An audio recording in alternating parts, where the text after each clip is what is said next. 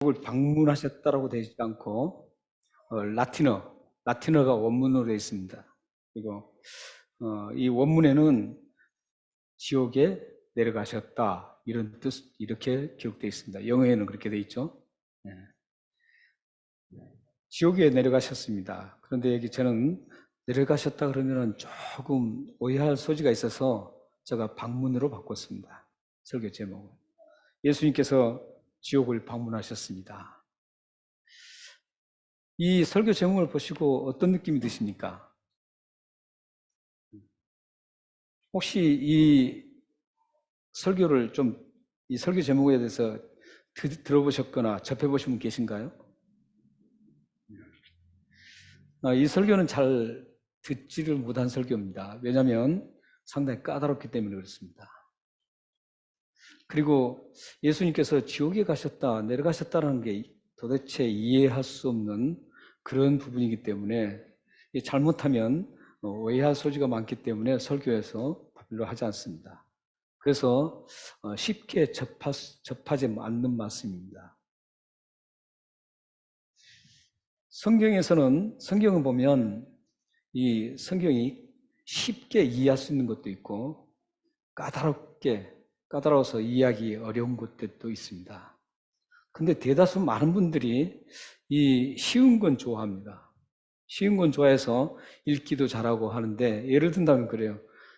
성경을 제일 처음에 성경을 한번 내가 일독을 한번 해야 되겠다 생각하시고 쭉 읽습니다. 창세기 참 재밌습니다. 창세기 쭉 보다가 재밌어요. 근데 이제 그 가끔 가다 보면 이제 그 족보가 나옵니다. 족보가 나올 때는 이제 지루하죠. 그럼 그 족보는 일단 넘기고 그 다음에 이제 출애굽기는 더 재밌습니다. 굉장히 익사이팅하고 아주 막 사건이 막 대단하니까 있습니다. 그러다가 이제 창세기, 출애굽기, 그 다음 뭐죠? 레위기죠. 레위기로 가면 이제 다 포기합니다. 레위기로 가면 이제 다 포기하고 레위기는 검은 너 띱니다, 이제. 레위기를 정확하게 쭉 일독을 하겠다고 하신 분들이 읽는데 레위기를 읽어도 그냥 대충 읽고 넘어갑니다. 그런데 사실 레위기만큼 예수 그리스도의 피, 보혈이 철철 넘치는 것이 없습니다.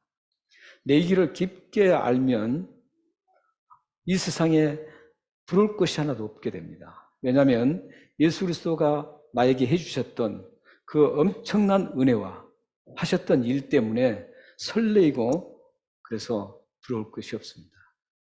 그러므로 레위기서는 참 어려우면서도 굉장히 은혜로운 말씀입니다. 이렇게 보면 이 쉬운 것만 찾아다니면 어떨까요?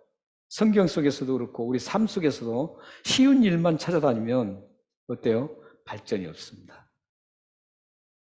좀 어려운 것도 도전하고 해야만 뭔가 이룰 수가 있죠.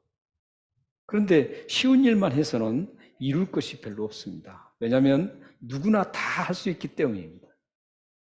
하지만 어렵고 힘든 것들, 이런 것들에 대해서 도전을 해서 그것을 성취하는 사람들은 대단한 사람들입니다.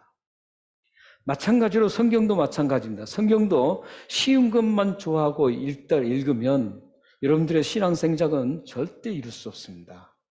그 수준만큼만 신앙생장이 되기 때문입니다. 그래서 성경을 보실 때 어려운 것은 더욱더 하나님 앞에 기도하면서 하나님의 도우심을 바라면서 그 부분을 집중적으로 묵상하고 그걸 돌파하고 나가야 합니다.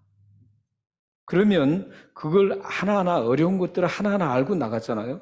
그러면은 다음에 보면 아주 신앙의 거장이 되어 있습니다. 그래서 여러분들이 이 말씀을 어렵고 까다로운 것들 쉽게 이해할 수 있는 것도 여러분들 잘 항상 묵상해야 되지만 어려운 것들을 도전해야 됩니다. 그리고 그 부분을 잘 알아가는 것들이 참 중요합니다. 성경에서 이야기 까다롭고 잘 다루지 않아서 생소한 말씀이 바로 오늘 19절 말씀입니다. 19절 말씀을 한번 같이 읽겠습니다. 자, 시작. 그가 또 안녕으로 가서 옥에 있는 영들에게 선포하시느니라. 참 어렵습니다. 그가 누굽니까? 예수님입니다. 그리스도. 그리스도께서 지금 지옥에 내려가셨다라는 겁니다. 이 말씀을 생각 없이 그냥 예수님이 지옥에 내려가셨구나 하고 그냥 통과하면서 읽으신다면 별 문제가 없죠. 그런데 왜 예수님이 지옥에 내려가셨을까? 언제 예수님이 이 지옥에 가셨을까? 예수님이 지옥에 가셔서 하셨던 일이 무엇인가? 이런 것들을 하나하나 더 생각하다 보면 참 까다롭습니다. 그런데 이것을 자칫 잘못 풀면 아주 큰 문제가 될 수 있습니다. 천주교처럼. 천주교가 이 부분을 굉장히 좋아하는 성경 구절입니다. 그런데 굉장히 오해를 하고 있습니다. 아주 잘못 해석을 하고 있습니다. 네, 그래서 오늘 이 말씀은 물음표를 가지고 퀘션을 하면은 굉장히 까다로운 말씀입니다. 그냥 넘어갈 말씀이 아닙니다. 근데 이 말씀이 우리가 매주일 예배 드리기 전에 고백한 신앙 고백이 있죠. 그게 뭡니까? 사도신경입니다. 아포스톨 크리드입니다. 신앙 고백, 사도들이 체계를 세워놓고 우리에게 그게 신앙의 고백이라는 아주 성경 전체를 요약을 해서 이렇게 고백하면 예수 그리스도와 하나님과 성령님을 우리가 믿는 그 고백을 한다는 것, 잘 체계를 세워놨습니다. 근데 이 신앙 고백에 사도신경에 예수님께서 지옥에 내려가셨다는 말씀이 기록되어 있습니다. 우리들은 고백을 하지 않아요. 우리 성경에는 없죠. 근데 이 사도신경 원본은 라틴어로 되어 있습니다. 라틴어로 되어 있는데 라틴어에도 예수님께서 지옥에 내려가셨다 이 부분이 있습니다. 영어 성경에도 그렇죠. He descended into the hell 이렇게 되어 있습니다. 그러니까 예수님께서 지옥에 내려가셨던 부분을 우리 사도신경에는 없습니다. 그런데 1894년도부터 1905년도까지 우리 사도신경에 이 고백이 들어가 있었습니다. 1908년에 들어와서 이 사도신경에서 예수님이 지옥에 내려가신 것을 쏙 빼버렸습니다. 그 뺀 이유는 있습니다. 그걸 설명하려면 또 시간이 많이 걸리니까 궁금하신 분들은 저에게 개인적으로 질문해 주시면 제가 말씀드리겠습니다. 왜 뺐느냐는 까다롭다는 거죠. 성도들이 이걸 고백해서 그걸 이해하고 그걸 받아들이는데 까다롭다는 거예요. 그 단어, 문장만, 그것만 들어서는 오해할 소지가 많다라는 겁니다. 특히 우리나라처럼 그 무신론 사상, 토테미즘이라든지 모럴리즘이라든지 이런 막 유교하고 토템 사상으로 막 혼합이 되어 있는, 믹스되어 있기 때문에 우리는 그걸 잘못하면 무속신앙으로 발전시킬 수가 있습니다. 그런 모든 배경들을 고려해서 빼버린 겁니다. 그러나 빼서는 안 됩니다. 왜냐하면 무척 중요하기 때문에 그래요. 예수님께서 지옥에 내려가신 거예요.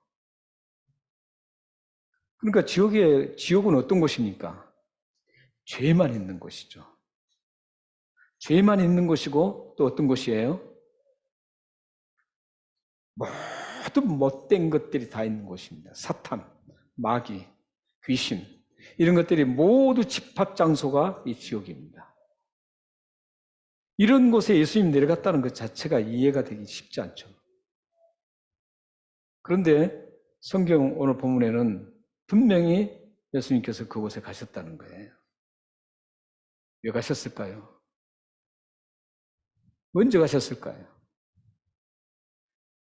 언제 가셨느냐를 이해하기 위해서는 18절 말씀을 한번 보셔야 됩니다. 18절을 한번 같이 읽겠습니다. 예수님이 언제 가셨는지 이해하기 위해서는 18절을 보셔야 돼요. 18절입니다. 같이 한번 읽겠습니다. 자, 시작. 그리스도께서도 단번에 죄를 위하여 죽으사 의인으로서 불의한 자를 대신하셨으니 이는 우리를 하나님 앞으로 인도하셨음이라. 육체는 죽임을 당하시고 영으로는 살리심을 받으셨으니. 여기 보면은 예수님이 중요한 사역 두 가지가 나오죠. 무슨 사역과 무슨 사역이 나옵니까? 예수님이 십자가에서 죽으신 사건. 왜 죽으셨습니까? 우리 죄를 위해서 죽으셨죠. 오늘 예수님을 이렇게 표현하고 있죠. 예수님을 18절에 보면 이렇게 표현하고 있어요. 의인으로서 불의한 자를 대신하셨으니 이겁니다. 예수님은 의인으로서라는 것은 어떤 뜻이냐면 예수님이 죄가 하나도 없다라는 뜻입니다. 죄가 하나도 없으신 분이 불의한 거라는 것은 죄로 똘똘 뭉쳐져 있는 사람들, 이런 뜻입니다.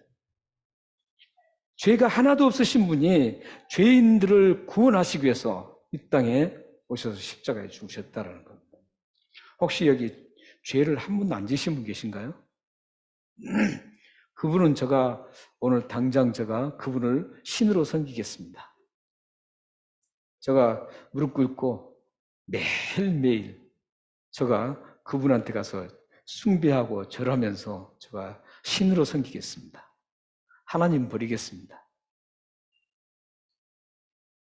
그런데 죄 안 지은 사람이 아무도 없단 말이에요. 제가 이렇게 자신 있게 말씀드린 것은 이 세상에 모든 지금 이 세상에 한 76명이 산다, 76억이 산다 그러죠. 이 세상에 그 어느 사람도, 그리고 이전에 살다가 죽은 사람까지도 아무도, 단 한 사람도 죄가 없는 사람이 없습니다. 그래서 성경은 이렇게 말합니다. 의인은 없나니 한 사람도 없다라고 말씀하고 있습니다. 조그만 아이들까지도 마찬가지입니다. 이 세상엔 그 누구도 단 한 번도 죄를 짓지 않는 사람은 없습니다. 사실 죄를 짓는 것과 죄를 짓지 않는 것을 한번 디베이트 해보면, 비교해보면 어떤 게 훨씬 많겠어요? 죄 짓는 게 훨씬 많습니다. 죄를 짓는 게 훨씬 많아요. 비교할 수 없어요. 여러분들이 1시간만큼이라도 한번 비교해 보십시오. 그러면 비교할 수 없을 만큼 여러분들이 죄인이라는 것을 알게 됩니다. 거짓말, 생각으로 지은 미움, 분노, 짜증, 불평, 이런 모든 것들 하면은 모두가 죄입니다. 얼마나 죄가 왕성한지 모릅니다. 이런 죄를 어떻게 처리하겠어요? 처리할 방법이 없어요. 어떤 종교에도 죄를 처리하는 방법이 없다라는 겁니다. 그런데 이 죄를 처리하지 못하면 그 죄를 그대로 가지고 있어야 되는 거예요. 그대로 가지고 있어야 돼요. 그러면 죄인으로 그대로 남는 겁니다. 그러면 어떻게 되나요? 죄가 총 집합 장소가 어디더라 그랬어요? 지옥이에요. 그 죄의 집합 장소로 나의 죄와 함께 같이 에이드하는 거예요. 같이 더해지는 겁니다. 나도 그곳에 가는 겁니다. 이제. 그러니까 죄를 반드시 해결해야만 이 지옥을 가지 않습니다. 또 어떤 분은 이렇게 얘기하면 지옥이 존재가 어디 있나? 죽으면 그만이지 이렇게 이야기합니다. 그러나 여러분 자신을 한번 보십시오. 여러분 자신을 잘 관찰해 보시면 그렇게 우리 인간이 일회용 컵처럼 쓰고 많은 그런 존재가 아닙니다. 얼마나 정밀하게 조직적으로 만들어졌는지 모릅니다. 한 부분만 가지고도, 머리카락 하나만 가지고도 이것은 이 세상의 모든 인류가, 의사들, 과학자들이 다 연구해도 연구할 수 없을 만큼 그렇게 엄청납니다. 하나님의 작품이 아니면 될 수 없는 존재입니다. 하나님은 이 땅에서 한 번 살고 그냥 끝나는 존재로 만들지 않았습니다. 100년, 많이 살아봐야 120년, 130년인데 그렇게 살아봐도 짧지 않습니까? 구약시대에 가장 많이 사신 분은 969세까지 살았죠. 엄청 살았으나 무드세라. 그런데 그분도 사실은 그랬을 거예요. 짧다. 이렇게 하고 가셨을 거예요. 이 짧은 그런 생애 동안, 짧은 생애가 지나는데 이런 이 세상에서 끝나는 그런 존재로 우리를 만들지 않았습니다. 우리는 반드시 지옥을 가든지 천국을 가든지 둘 중에 하나입니다. 그래서 예수 그리스도께서 우리를 천국 가게 하시기 위해서 오늘 본문 말씀에 의로우신 분이 우리 죄인들을 위해서 십자가에 죽으셨다라는 것. 이 사건 하나와 그 다음에 또 보십시오. 다른 사건 하나 또 있죠. 예수님께서 살아나셨다. 예수님께서 이제 십자가에 죽고 말았으면 우리가 믿을 필요가 없습니다. 다른 사람은 다 죽고 말았으니까요. 그런데 예수님은 죽으신 후에 3일 만에 다시 살아나셨습니다. 다시 살아나셔서 승리를 선포한 겁니다. 승리를. 그러므로 우리는 예수 그리스도를 믿음으로 이제 영원한 생명을 얻게 되었습니다. 죄를 용서받고. 근데 오늘 이 두 가지 사건이 나오는데 예수 그리스도의 십자가 죽으심과 그 다음에 예수 그리스도의 부활, 이 두 가지 사건이 나옵니다. 이 두 가지 사건의 중간 지점이 바로 오늘 19절입니다. 그러니까 예수님이 언제 지옥에 가셨는가, 내려가셨는가? 예수님이 십자가에 죽으신 다음에 부활하시기 전에 이 지옥에 내려가셨다라는 겁니다. 오늘 18절이 그걸 증명하기 위해서 18절이 기록된 겁니다. 그리고 나서 18절을 기록한 다음에 바로 지금 그 중간 사이, 예수 그리스도의 십자가 죽으심과 부활, 이 사이를 18절이 지금 기록해 주고 있습니다. 그게 바로 예수님께서 지옥에 내려가셨다 이겁니다. 그러면 예수님이 지옥에 내려가셔서 왜 지옥에 내려갔을까요? 예수님 지옥에 내려가실 이유가 있지 않겠어요? 지옥에 내려가실 이유는 두 가지 이유가 있습니다. 두 가지 이유인데 하나는 우리의 죄의 사망입니다. 우리 그 로마서를 띄워줄 겁니다. 한번 읽겠습니다. 네, 로마서 6장 23절 한번 읽겠습니다. 자, 시작. 죄의 삭은 사망이요 하나님의 은사는 그리스도 예수 주 안에 있는 영생이니라. 죄의 삭이라는 것은 죄의 대가 이런 뜻입니다. 죄의 대가가 뭐라 그랬어요? 죽음입니다. 이 육체적인 죽음보다 더 큰 죽음이 뭔 줄 아세요? 지옥에 가는 겁니다. 왜냐하면 영원한 죽음이 거기 있기 때문입니다. 우리 육체의 죽음은 일시적인 죽음이에요. 일시적인 죽음이지만 지옥의 죽음은 영원한 죽음이에요. 다시 회복되지 않는 죽음이에요. 한 번 그곳에 가면 영원한 죽음으로 계속적인 고통 속에서 있을 곳입니다. 그래서 이 지옥은 가장 처참한 곳입니다. 가서는 절대 안 되는 곳입니다. 그래서 이 죽음 있는 그 지옥, 죽음 있는 지옥에 가신 이유가 뭐냐면 예수 그리스도께서 죄에 대해 그 대가를 치르기 위해서 가신 겁니다. 십자가의 죽으심도 죄에 대한 대가입니다. 그러나 그 십자가의 죽음보다 더 큰 대가를 치르는 게 뭔지 아세요? 예수님이 지옥에 가서 우리가 당해야 되는 그 모든 고통과 그 저주를 예수님이 거기서 다 받으신 거예요. 십자가의 죽으심만 우리는 알고 있었잖아요, 고통이. 근데 그거보다 더 큰 고통, 더 큰 저주, 그 지옥 저주죠. 그것까지도 예수님이 다 하고 감당해 줘야만 우리가 천국 백성이 될 수 있는 거예요. 그래서 예수님이 이 지옥에 내려가신 첫 번째 이유는 우리의 모든 그 지옥의 고통과 저주와 징벌을 예수님께서 다 가지시기 위해서, 우리 대신 가지시기 위해서 우리를 영원한 하나님의 백성으로 만들기 위해서 그 일을 지옥에서 하신 거예요. 지옥에 내려가셔서. 예수님께서 이렇게 하신 분입니다. 그래서 예수님보다도 더 귀한 존재가 없습니다. 예수님보다도 여러분들이 더 사모해야 될 것이 없습니다. 예수님보다도 더 보배롭게 여길 것이 없습니다.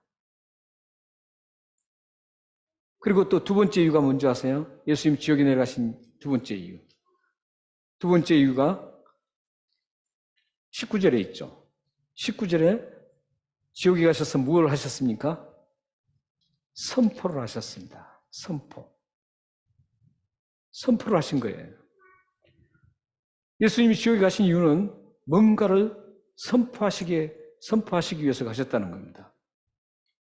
그러면 여기서 우리는 이 선포 내용이 어떤 것인가? 선포 내용이 무엇일까요? 선포 내용이 캐톨릭에서는 이렇게 주장합니다. 캐톨릭에서, 천주교에서는 그 선포 내용이 복음이다 이렇게 합니다. 복음 증거를 위해서 예수 믿으면 된다, 이걸 위해서 거기를 갔다는 거예요. 그런데 예수님의 십자가에 죽으신 이후로는 그 복음 증거를 이미 지옥 가 있는 사람들에게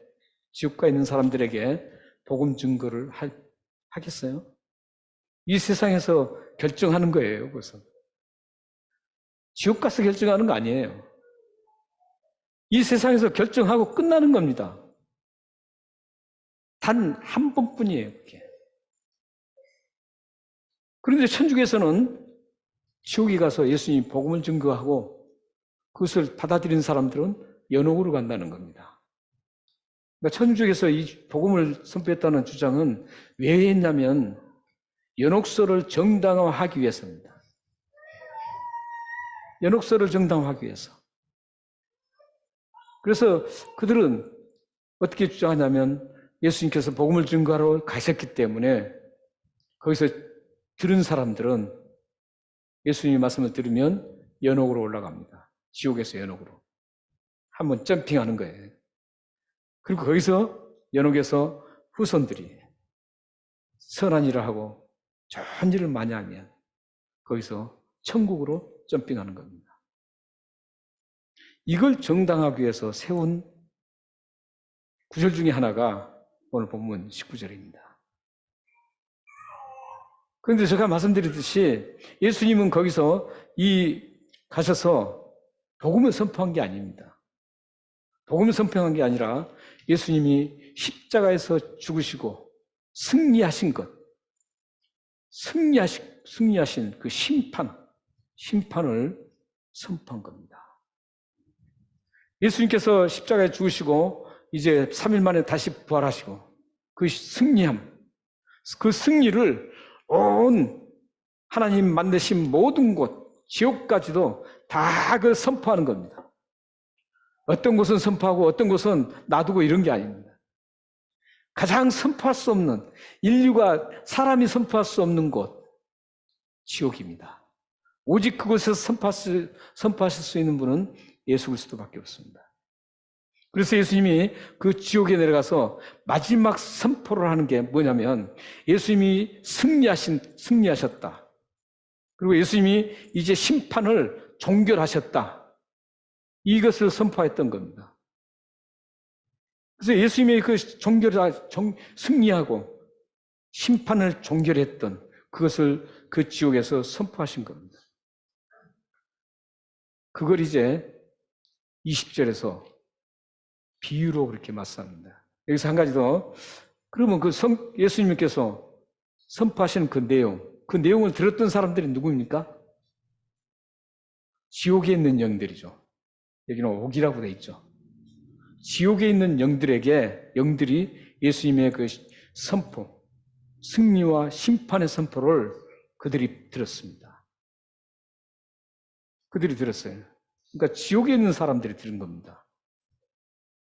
근데 그 지옥에 있는 사람들이 어떤 사람들인가? 그걸 20절에서 누구인가를 구체적으로 말씀하고 있습니다. 20절도 한번 같이 읽겠습니다.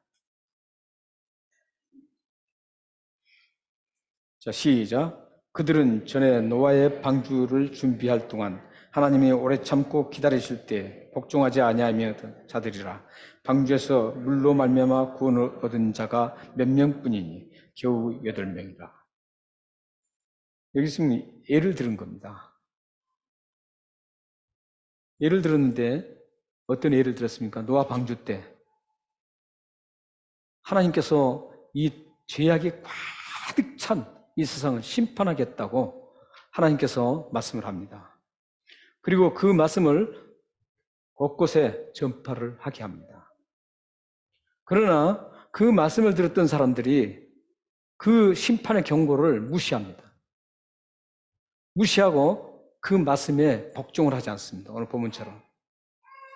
복종을 하지 않아요. 그래서 그들은 결국 어떻게 됐습니까? 죽었어요. 어떻게 죽었어요? 물에 빠져서 다 죽었습니다.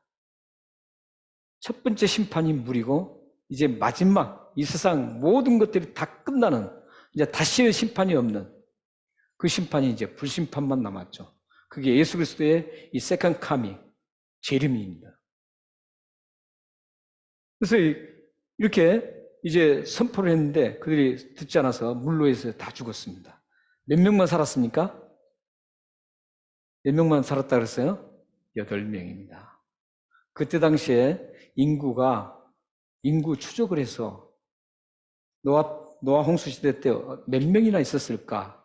이걸 신구약을 통해서 역사의 그 기록을 통해서 계속 추적해서 몇 명 정도인지를 함께 추정을 했습니다. 추정을 했는데 몇 명이었냐면은 약 20억 명. 당시에. 노아 홍수 당시에 20억 명이 살았답니다. 그런데 거기서 몇 명이라고요? 8명이에요. 8명이 누굽니까? 노아하고 노아 부인하고 그 다음에 자녀가 몇 명이었어요? 셈, 함, 야벳 해서 이 몇 명이에요? 3명하고 그 다음에 부인들하고 해서 8명입니다. 한번 생각해 보십시오. 20억 명 중에 8명 구원받았습니다. 놀랍지 않나요? 그래도 20여 명 중에 그래도 2,000명 정도는 구원받아도 굉장한, 그래도 아주 모자란데. 아니, 2억 명만, 20억 중에서 10분의 1, 2억 명만 구원받았어도 괜찮은데, 8명 뿐이었습니다. 20억 명 중에 8명이었습니다. 이 말씀을 왜 기록했을까요? 여러분들 왜 기록했다 그렇게 생각해요? 20억 정도 되는 인구, 정확한 건 아니지만 뭐 반으로 줄인다고 해도 10억 명, 10억 명 중에 8명이라고 한번 쳐보시죠. 이건 충격적이지 않습니까? 충격적이죠. 왜 이 말을 기록한 줄 아세요? 지금 우리들에게 들려주는 말씀이에요. 지금 어떻게 지금 하고 있느냐? 이거예요. 세상 사람들이야 관계없어요. 세상 사람들은 그렇다 치고 예수 믿는다고 하는 사람들, 교회에 항상 미어지도록 오신 분들, 이분들에게 지금 강력한 경고를 하고 있는 겁니다. 무슨 경고예요? 하나님께서 말씀하시는 그 경고들을 무시하지 말라는 거예요. 하나님 말씀에 순복하라는 거예요. 이 경고 무시하면 안 됩니다. 엄청난 겁니다, 이게. 지금 수많은 교회 다닌다는 분들이 하나님의 경고 무시합니다. 자신이 살고 싶은, 자신이 엔조이하고 싶은 것들, 그걸 따라가지 하나님이 원하시는 것은 무시합니다. 하나님께서 그렇게 원하시고 경고하시는 그런 것들은 아예 관심도 없습니다. 교회 다니면서 지금 그런 우리들에게 지금 이 말씀을 전해주고 싶어 하는 겁니다. 이 말씀은 누구에게, 베드로전서는 누구에게 썼다 그랬어요? 믿지 않는 사람이요? 아니에요. 지금 믿으면서 굉장한 큰 고난 중에 있던 사람들, 소아시아에 흩어졌던 그 굉장히 힘들게 살아갔던 그 크리스천들에게 지금 이 경고의 말을 하고 있는 거예요. 그런 사람들이 얼마나 하나님을 위해서 살고 있어요. 우리에 비하면. 그럼에도 불구하고 이 경고를 지금 날리고 있다는 거예요. 하물며 우리는 어떻습니까? 여러분들은 어떻습니까? 이 경고에 대해서 10여 명만 잡고 8명 조심하라는 거예요. 잘 듣고 깨어라는 거예요. 경성하라는 거예요. 그렇게 살아갈 그런 시간이 아니라는 거예요. 항상 제가 말씀드리지만 우리가 요한계시록 계속 하시면서 요한계시록을 같이 공부하신 분들은 굉장히 이해가 폭이 높습니다. 왜냐하면 종말이라는 것은 우리 지금 보면은 종말 하면은 정말 막 많이 부르짖고 있는데 종말이라는 것은 언제부터 언제인 줄 아세요? 메시아가 이 땅에 오실 때부터 시작해서 그 메시아가 다시 이 땅에 오시는 그 기간을 말하는 거예요. 그래서 즉 예수님의 이 땅에 오신 초림부터 예수님이 다시 오실 그 마지막 종말 재림 때까지 그 기간이 종말 기간이에요.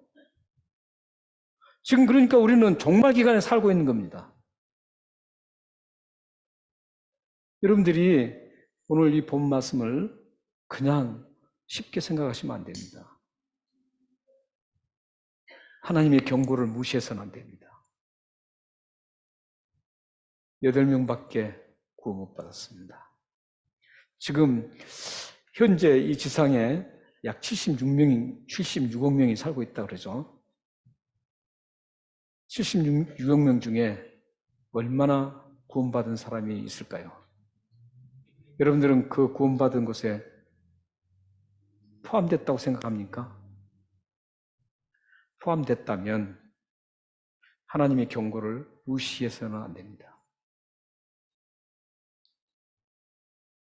내 자신의 원하는 대로 살아가서는 안 됩니다.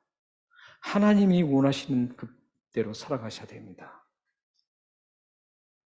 그래서 여러분들이 이제 이 경고의 말씀을 잘 들으시고 하나님 앞에 하나님이 원하시는 그 삶을 살아가시길 바랍니다. 그래서 21절에는 물로 심판받았던 그 사람들을 이제 심판을 받지 않으려면 어떻게 하느냐? 그걸 지금 21절에서 말씀하고 있습니다. 21절을 간단하게 말씀드리면 21절에 세례가 나온다. 물세례. 그러니까 노아 방주 때 물로 다 망했어요. 죽었어요. 근데 그것을 물세례라고 그럽니다. 출애굽기 때 홍해를 건넜던 사건도 출애굽기 15장에 보면 그 홍해를 건너는 그 물 벽을 향해서 갔던 것을 세례라고 정의하고 있습니다.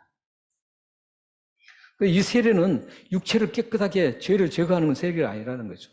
뒤에 보면은 선한 양심을 이렇게 되어 있죠.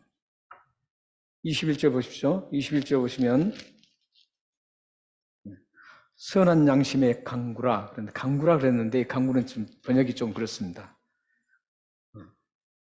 이 강구는 사실 강구라고 하는 게 아니보다는 서약 이런 뜻입니다. 사실 서약. 그러니까 선한 양심의 서약이라는 뜻이에요. 약속이라는 뜻입니다. 그러니까 선한 양심, 그 계약, 선한 양심의 계약이라는 것은 어떤 거냐면 하나님의 그 약속, 물세례가 아니라 물세례는 그 하나님의 약속을 믿고 선포하는 그런 것들을 물세례라고. 오늘 지금 우리가 세례 받고 그러는데 이 세례는 죄를 막 없애버리고 그런 건 아닙니다. 이것은 뭐냐면 하나님 백성으로 세례를 받은 것은 이제 하나님 백성입니다. 나는 하나님 백성입니다. 이거입니다. 그러니까 유아세례를 받은 우리 두 어린 아이들, 두 어린 아이가 유아세례를 받는 것은 어떤 의미냐면요. 이 아이는 앞으로 하나님 앞에 아름답게 하나님의 자녀로 이제 살아갈 아이입니다. 이런 선포식이에요. 선포식입니다.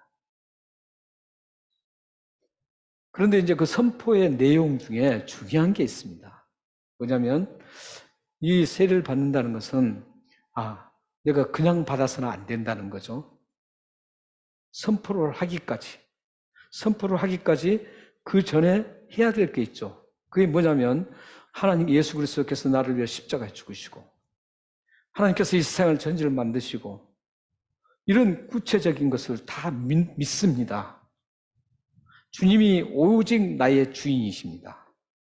나의 주인은 그 아무것도 없습니다. 돈도 나의 주인이 아닙니다. 이런 고백, 오직 한 분인 예수 그리스도가 나의 주인이십니다. 이 고백이 신앙 고백, 이 믿음의 고백이 바로 세례를 받게 하는 겁니다. 그러니까 부모님들이 그런 우리 두 아이가 고백을 못 하잖아요. 못 하는데 그걸 대신해서 고백하고 그 아이를 잘 기르겠다라는 그런 의미입니다. 그래서 우리 부모님들은 그걸 잘 기억하셔야 됩니다. 잘 기억하셔야 돼요. 앞으로 세례를 받으면 이제 하나님의 백성답게 잘 양육해야 됩니다. 그래서 이 아이들이 어디 가서든지 하나님을 드러내고 온 열방에 하나님의 위대하신 영광을 드리는 그런 아이로 잘 성장시켜야 합니다. 네. 그래서 이 세례를 통해서 이제 그렇게 얘기하죠. 그러니까 믿음의 고백이 없는 사람은 하나님 앞에 순복하지 않는 사람입니다. 그렇게 되면 어떻게 돼요? 예수님이 선포했던 그 지옥에 있는 겁니다. 노아의 방주에서 하나님의 그 경고를 받지 않고 마음대로 살아갔던 사람들처럼 세례를 받지 않으면, 여기는 겉의 세례가 아닙니다. 진정한 예수 그리스도를 믿고 그 믿음의 세례를 받지 않으면 어떻게 돼요? 노아가 예수 그리스도께서 지옥에 가셔서 선포할 때 들었던 그 지옥에서 처참한 삶을, 영원한 삶을 사는 그 사람들에게 합류할 수밖에 없는 겁니다. 이제 결론을 맺겠습니다. 사랑하는 성도 여러분, 여러분들은 오늘 베드로 사도께서 여러분들에게 경고했던 그 경고를 잘 새겨 들으셔야 됩니다. 잘 새겨 들으시고 여러분들이 앞으로 해야 될 것은 뭐냐면 베드로후서 3장 18절 말씀입니다. 한번 읽겠습니다. 자, 시작. 오직 우리 주 곧 구주 예수 그리스도의 은혜와 그를 아는 지식에 살아가라. 영광의 지와 영원한 날까지 그에게 있을지어다. 우리가 할 일은 그리스도의 은혜와 그를 아는 지식에서 자라가야 합니다. 이렇게 계속적으로 자라지 않으면 안 됩니다. 그 계속 자라기 위해서는 딱딱한 그런 말씀들. 요즘은 설교를 딱딱하고 이 말씀 중심으로 하면 인기가 없습니다. 정말 하나님의 사람들은 좋아합니다. 그러나 그렇지 않은 사람들은 귀에 달콤한 것, 좋은 말, 좋은 정보를 전해주는 설교, 아주 잘 다듬은 언어를 잘 다듬어서 막 즐겁게 하는, 부담 없는 그런 설교가 인기가 있습니다. 그런데 그런 설교를 들으면 절대 자라나지 못합니다. 네, 고린도전서 앞으로 거기 한번 고린도전서 앞에 나왔던 거 그거 한번 우리 읽겠습니다. 자, 시작. 우리 주 예수 그리스도로 말미암아 우리에게 승리를 주시는 하나님께 감사하노니 그러므로 내 사랑하는 형제들아 견실하여 흔들지 말고 항상 주의 힘을 덕수히 이는 너희 수고가 주 안에서 헛되지 않은 줄 아미라. 여러분들이 잘 이렇게 하나님 앞에 아름답게 서서 잘 가셔야 됩니다. 그러면 여러분들은 확실하게 예수 그리스도 재림하시든지 여러분들이 개인의 죽음을 맞이하든지 여러분들은 하늘나라에서 주 예수 그리스도의 은혜를 입고 찬송하게 될 것입니다. 기도하겠습니다.